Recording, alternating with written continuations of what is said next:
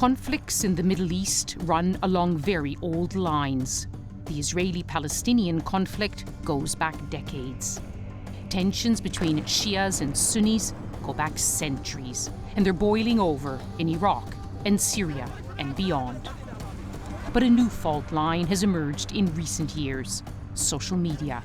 Cyber battles are now changing the age-old conflicts between the people in power and the power of the people. Most of us use these tools now. For some, they're weapons to start a revolution, to wage a war. The power of social media was mobilized in 2009 in Iran's failed Green Revolution, and then in the historic uprisings we called the Arab Spring. They started in Tunisia, went to Egypt, and across the region. It's not just activists who've recognized this power. Governments, regimes use it too. In Syria, for example, the Syrian Electronic Army is described as the first virtual Arab army. It hacks into websites of the opposition, Western media, and human rights groups. In real wars, social media has become a weapon in every armory.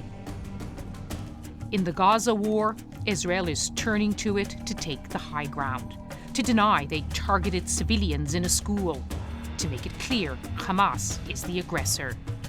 There's even a clever app that allows you to imagine the range of these rockets, wherever you are.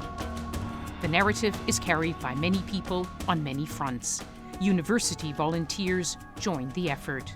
A large portion of our efforts is trying to comment and talk back on articles and posts that are pro-Palestinian and anti-Israel. We do it on both on Facebook and Twitter, and also websites and articles that we find. Right now, the war is not only in the front, it's also a lot in the media. But Hamas is on this front line too. Videos from their tunnels are widely available on video sharing sites like YouTube, and they're active on Twitter too. They've even released guidelines on how Gazans should use Twitter to report Israeli assaults.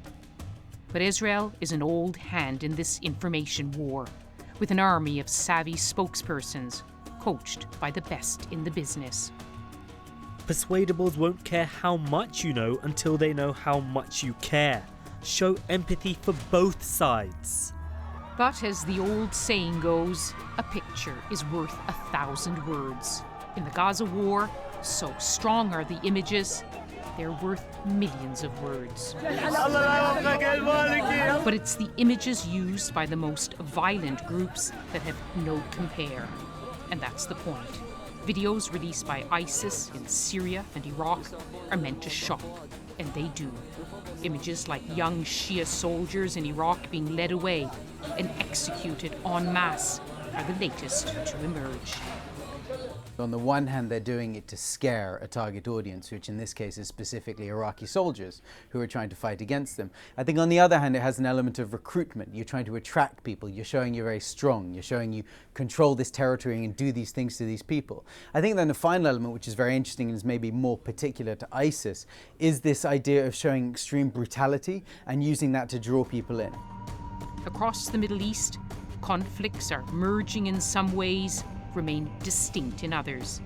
But when it comes to the battle for hearts and minds, even the most asymmetric wars are being fought with at least one weapon now available to all.